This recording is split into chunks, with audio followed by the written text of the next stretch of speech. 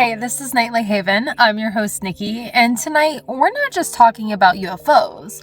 We're talking about a story that started in secrecy, was dismissed as fantasy, and somehow found its way into the halls of power. So if you're drawn to the mysterious, the unexplained, and the stories that don't quite sit right, you're exactly where you're supposed to be. Let's get into it.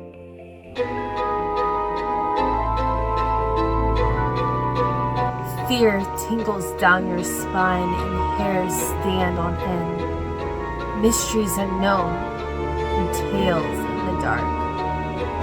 Are you ready? Hello? Before podcasts, before viral clips, before TikTok conspiracies, there was a man who went on television and calmly described alien technology.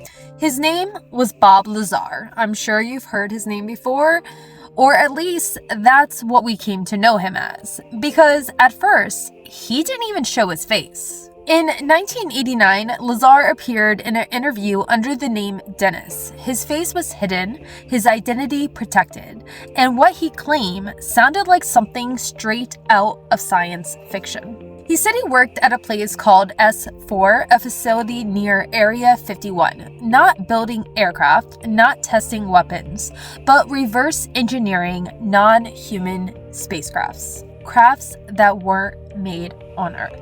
He didn't just say aliens, he described disc-shaped crafts, gravity propulsion systems, a stable version of Element 115. He talked about how the craft bent gravity, how they moved, how they felt inside, which is either incredibly specific or the most committed storytelling performance of all time.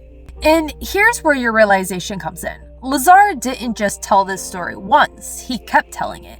On television, on record, in front of audiences, including appearances connected to the show like Sightings. The story didn't evolve, it didn't expand dramatically, it didn't contradict itself. It stayed the same. But consistency doesn't equal truth, and the world wasn't convinced. Critics pointed out his education records were missing or disputed, his employment history didn't fully check out, and there was no physical evidence. And just like that, Lazar was labeled hoax, fraud, conspiracy theorist. But if he was working for a secret government agency, would they admit that he worked for them? Just saying. Then the internet arrived, and suddenly old stories didn't disappear anymore. Clips resurfaced, interviews circulated, podcasts brought him back, and a new generation watched him speak for the first time. Not, is he crazy, but why hasn't his story changed? Now, let's fast forward to 2023, and something happened that would have sounded impossible in 1989. A former intelligence official walked into a congressional hearing, sat down, and spoke under oath. He testified the U.S. government has non-human craft, there are secret retrieval programs, there may be non-human biologics. Let that sink in. This wasn't late-night TV, no dramatic music, no shadowed face, just fluorescent lighting and a guy in a suit saying, "Yeah, we might not be alone." And this is where things get uncomfortable. When you compare Bob Lazar and David Grusch, then Bob Lazar, hidden identity. David Grusch, public testimony. Bob Lazar, TV appearances. David Grusch, congressional hearing. Then Bob Lazar was mocked. Now, David Grusch, taken seriously. Bob Lazar, no proof. David Grusch, still no confirmed proof. But he was taken seriously, and Bob Lazar was not. Different men, different decades, same claim. So what are we looking at? A coincidence? A shared delusion? Or a story that's been quietly repeating itself? Here's where we stay a little grounded.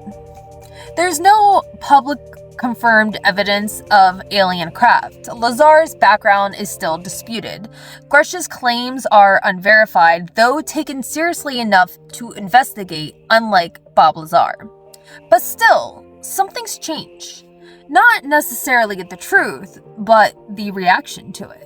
In 1989, a man told the world something impossible and he was laughed at. In 2023, a man told the world something similar and he was listened to. Maybe it's nothing. Maybe it's coincidence. Maybe it's just a really persistent story. Or maybe the truth doesn't arrive all at once. Maybe it echoes, quietly at first. Easy to dismiss. Easy to ignore. Till one day, you hear it again. In a place you never expected. And now I want to hear from you.